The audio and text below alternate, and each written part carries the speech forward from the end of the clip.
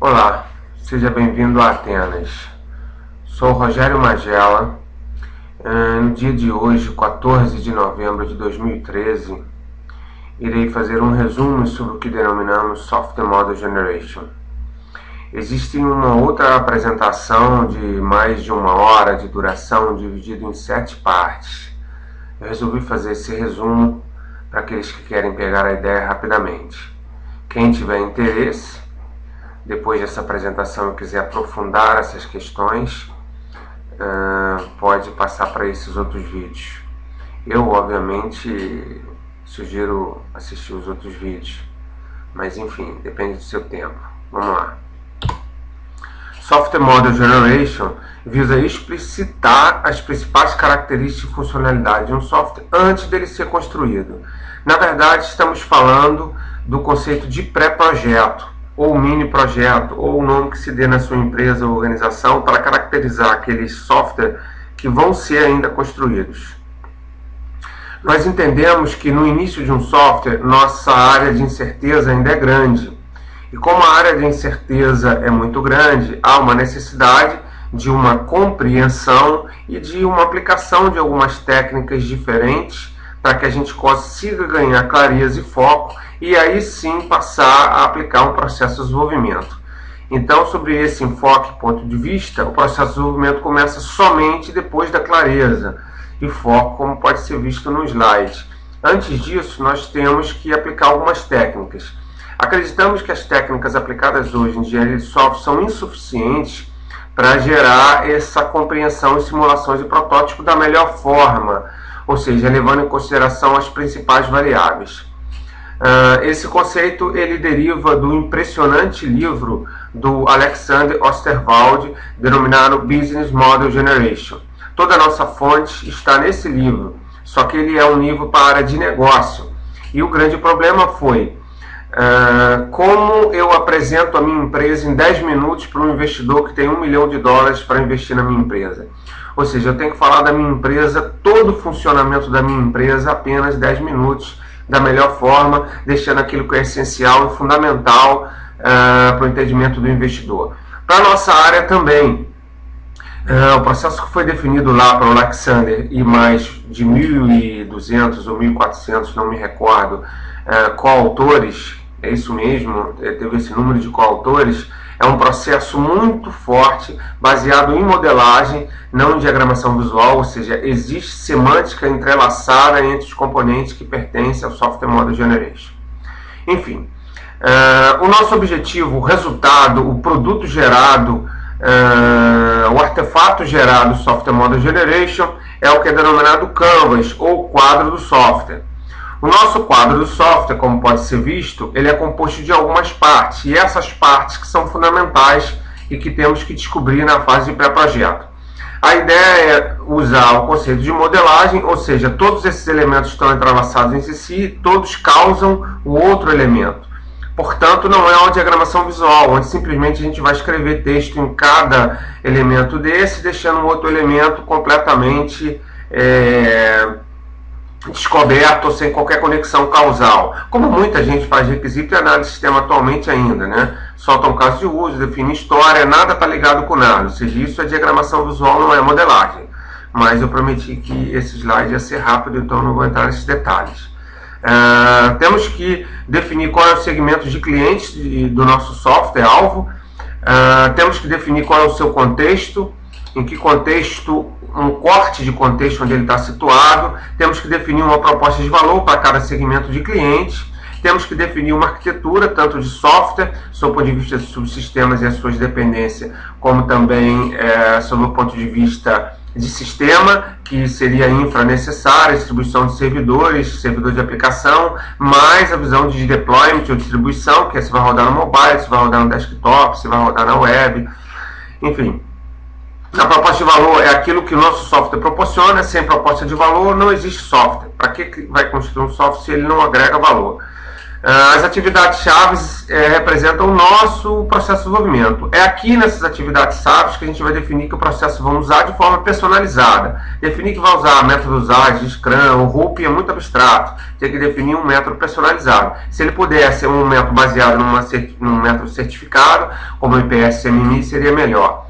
Os recursos principais é aquilo que realmente a gente precisa para desenvolver o software. Por exemplo, podem ter pessoas chaves, um cara que conhece muito o negócio, pode ser necessário alguns treinamentos, pode ser necessário uma parceria com uma empresa, enfim, o que são fundamentais. Sem esses recursos principais, o software também não é desenvolvido. Comunicação e integração representam o componente responsável pela caracterização de que software a gente vai se comunicar. Por exemplo, que software eu vou ter que ler e me integrar o meu software com aquele software, e que software eu vou ter que publicar a informação que ele vai ler do meu software. Então, eu apresento todas as integrações e comunicações do nosso software com outro software. A parte de planejamento caracteriza fundamentalmente custo do projeto,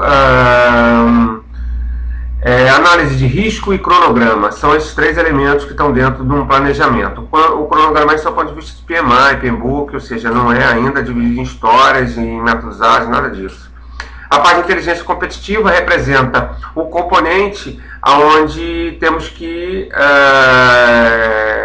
representar os dados chaves ou representativos ou estratégicos do software que vai construir. Dificilmente, atualmente, um software ele não gera números estratégicos. Esses números eles são usados em planilhas eletrônicas de presidente, diretoria, e são os números fundamentais que ditam a direção, ou seja, cria-se indicadores com ele na empresa. A empresa pode até não conhecer, nem saber o conceito de indicador, métrica, nada disso, mas, enfim, o presidente ou os diretores usam esse número extraído do software. Então, o BI vai trabalhar? O BI vai trabalhar depois. A gente precisa ver o que tem valor, que informação tem valor dentro do software. Esse é um vetor muito importante.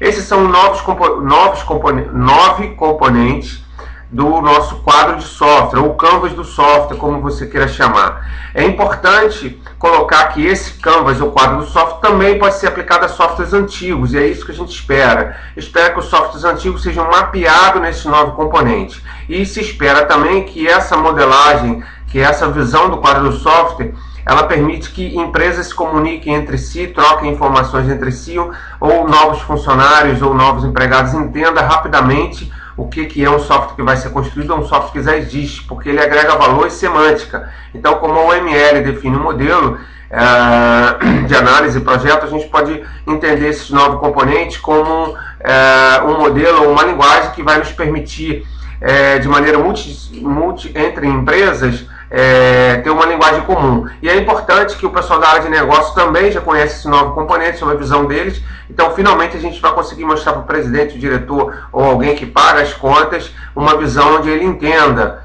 Então, a gente só agrega valor. Além disso, o método de construção do quadro de software, ele é bem diferente do método de construção tradicional, o que minimiza risco. Ele ataca risco de uma forma mais alinhada com um processo caótico, como a gente viu na figura anterior, um processo onde a indeterminação ainda é grande, onde a clareza é pequena, onde os caminhos possíveis são vários. Então ele tem uma semântica, uma modelagem forte para permitir minimizar esses riscos aí e a gente atingir o objetivo da melhor forma. Bem, o primeiro desses elementos é o segmento de cliente. Então, recomendamos aí uma leitura rápida de definição, comentário e perguntas-chave pelo ouvinte. Eu só quero caracterizar que aqui a gente encontra verdadeiramente os tipos de clientes que nosso software vai atender. Ele não necessariamente atende só um tipo de cliente. Por exemplo, eu trabalho bastante na área de gestão portuária, então um único software ele pode atender, além dos usuários internos, ele pode atender um importador, um exportador, um armador. Então você pode ter um único software atendendo um segmento de cliente diferente. Óbvio que para cada segmento de cliente diferente nós temos uma proposta de valor diferente.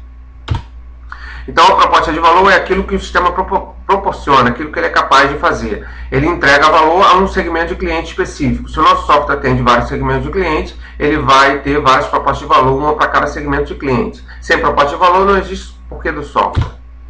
A arquitetura é uma parte extremamente fundamental do software, onde a gente define os subsistemas, os módulos e o entrelaçamento entre subsistemas para entender como o software será construído sob o ponto de vista de arquitetura de software. Do ponto de vista de sistema, aqui a gente vai estudar a arquitetura a nível de servidor de aplicação, de segurança, de outros tipos de servidores e máquinas e bancos de dados que a gente vai precisar trabalhar, bem como definir a linguagem e todo o ambiente que a gente vai trabalhar. E, além disso, o deployment também, se vai ser uma solução web, desktop, HTML5, enfim, aqui que ficam essas definições. Na parte de contexto, nós precisamos passar, não uma régua, mas fazer um desenho, qual é o escopo do software, em que parte, qual fronteira da empresa ou do cliente, enfim, que ele vai atuar. Isso a gente geralmente capta via histórias, não é bem aquela história do Scrum, mas é parecida, capta com alguns modelos de processo macro, capta definindo uma sinopse bem fechada e uma anti-sinopse também, e ele é fundamental para a gente saber onde a gente está pisando. A parte de inteligência competitiva é aonde vamos buscar os indicadores, quais são os dados que vão ser transformados em informação, que vão ser transformados em informação estratégica para a empresa tomar decisão.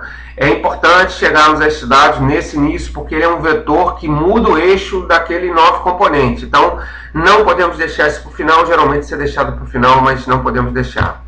A parte de recursos principais, já foi dito, é uma parte onde a gente precisa procurar que recursos a gente vai, são fundamentais para a construção do software, pode ser intelectuais, humanos, tecnológicos, pode ser uma empresa que a gente precisa, enfim, outros elementos.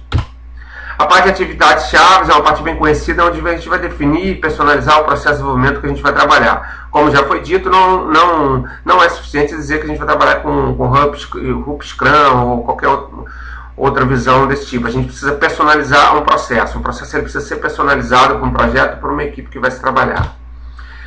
Na parte de comunicação e integração, nós vamos trabalhar aí a parte de integração com outros softwares, como já foi dito, protocolo de comunicação, entre outros.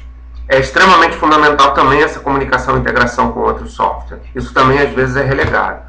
Na parte de planejamento, nós temos que fazer um estudo baseado em recursos principais, baseado no processo de desenvolvimento, qual é o custo, qual é o cronograma e quais são os riscos, né, os riscos dos projetos. Aqui nós temos um resumo, nós temos o Canvas no seu outro formato, um formato de quadro, onde cada elemento é colocado baseado em sua sigla. Vocês devem ter percebido que no slide anterior eu apresento as siglas também. Então a gente tem as siglas de planejamento, de atividades-chave, de contexto, de segmento de cliente. Enfim, com esses 5 elementos que implicitamente está sendo atacado pelo esse quadro, né? A questão das pessoas, a estratégia da empresa, a arquitetura, a inteligência competitiva e a parte de processo, né? Entre outros elementos. No slide, na apresentação mais longa, eu comento outros elementos extremamente fundamentais para a composição desse quadro e como chegar nesse quadro, né? É uma abordagem rápida também, embora seja de 1 hora, mas mais intuitiva de como chegar nesse quadro. Bem, espero ter cumprido o meu objetivo de fazer um resumo para vocês muito rápido, tá? Novamente deixo aí o meu e-mail, pessoal, para vocês, quem quiser entrar em contato, o site da empresa, e um abraço para vocês, tudo de bom. Tchau, tchau.